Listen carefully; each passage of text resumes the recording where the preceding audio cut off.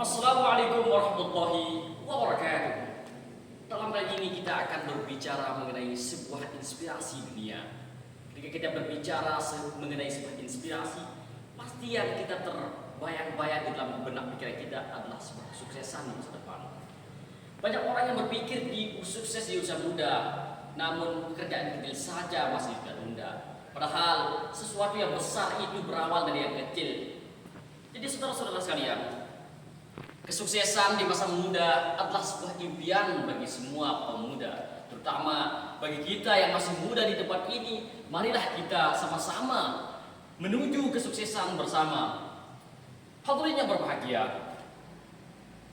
Jadi kemarin-kemarin saya paham bahwa resiko yang berat kita ambil di dalam hidup ini akan membuahi sebuah kehidupan yang ringan. Tapi malah sebaliknya, ketika kita mengambil sebuah risiko yang ringan, akan berdampak pada kehidupan yang begitu sulit. Artinya apa? Jadi seperti ini. Sekarang di masa muda kita bersantai-santai mengambil hidup yang enteng, yang ringan, hanya scroll IG, scroll TikTok, main WA, itu kan ringan banget. Tapi tapi besok di masa depan, ketika kita sudah tua, percayalah hidupmu pasti akan berat.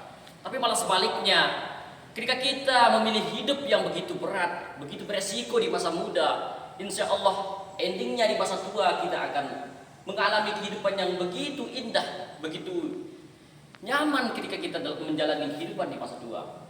Jadi karena dalam ilmu fisika itu, rumus ilmu fisika itu perkecil gaya sama dengan tekanan.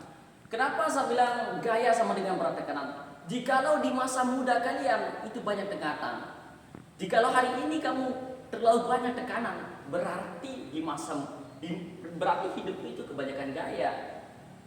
Jikalau di masa tua kamu itu kebanyakan tekanan, berarti di masa muda kamu kebanyakan tekanan. Hadirin yang berbahagia, ada cerita orang masuk ke dalam rumah tukang potong rambut. Begitu masuk ke dalam rumah tukang potong rambut, tukang cukurnya bilang, "Mas, jenengan tak kandani." Apa? Ternyata Allah itu tidak ada. Mendengar perkataan tukang potong rambut, orang ini mikir, kok uang ini ngomong, Gusti Allah itu raub, Gusti Allah itu nggak ada. Ditanya, "Mas, kenapa Anda bilang Allah itu tidak ada?" Apa jawab orang tukang potong rambut ini? Kalau memang Allah itu ada, kenapa hari ini masih banyak orang-orang Indonesia yang kelaparan? Anak miskin gak bisa makan, orang-orang sakit gak bisa masuk rumah sakit, anak-anak yang miskin gak bisa makan. Kalau memang Allah itu ada, kemana ketika melihat orang-orang seperti itu? Akhirnya orang ini terdiam. Dia mikir, oh benar anggapnya ini. Pada akhirnya orang ini mau keluar, Allah langsung kasih jawabannya. Apa jawabannya? Di depan rumah tukang potong rambut ada orang yang rambutnya gondrong, gimbal, acak-acakan. Akhirnya orang ini kembali masuk ke dalam rumah. Dia bilang sama tukang, "Mas, ternyata tukang potong rambut itu tidak ada." Apa maksud Anda bilang tukang potong rambut itu tidak ada? Apa jawaban orang ini yang luar biasa? Kalau memang tukang potong rambut itu ada, coba kamu lihat, kenapa di depan rumah kamu ada orang yang rambutnya gondrong, gimbal, acak-acakan? Apa jawab orang ini? "Mas, bukan tukang potong rambutnya tidak ada, tapi salah mereka. Kenapa tidak datang kepada saya potong rambutnya?" Apa jawaban orang ini yang luar biasa? "Sama, Mas. Kalau hari ini ada orang miskin gak bisa makan, anak-anak terlantar gak bisa sekolah, orang-orang sakit gak bisa masuk rumah sakit, bukan berarti Allah itu tidak ada, tapi salah mereka. Kenapa dia tidak datang kepada Allah Subhanahu wa taala?" Jadi hadirin saudara sekalian, kita berpikir sebuah inspirasi kehidupan. Sesuatu di dalam kehidupan kita ini bukan hanya sebatas logika. Sesuatu itu tidak bisa dilogikakan secara langsung. Seperti contohnya sekarang, tukang kubur itu mengharapkan rezekinya, mencari rezekinya karena mengharapkan orang mati. Ya enggak. Kenapa? Karena kalau tidak ada orang mati, orang tukang gali kubur itu mau dapat rezeki dari mana? Yang kedua, wasit sepak bola. Yang paling jeleknya itu wasit sepak bola. Kenapa? Dia mondar mandir kiri kanan, untuk cari kesalahan orang. Yang ketiga itu pekerjaan yang logika namun tidak mengenakan, itu dokter. Kenapa dokter itu tidak enak masuk logika?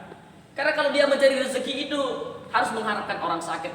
Coba tak bayangkan sekarang, jika di Indonesia, di seluruh dunia ini nggak ada orang yang sakit, Mas, bagaimana dokter itu mau dapat rezeki? Satu-satunya pekerjaan yang bagus masuk ke logika itu adalah pencuri. Kenapa pencuri itu masuk dalam logika? Karena hanya pencurilah yang mengharapkan orang-orang kaya. Coba ada orang kaya loh, pencuri mau cari rezeki di mana? Itu kan logika. Tapi tidak semuanya masuk logika, Mas.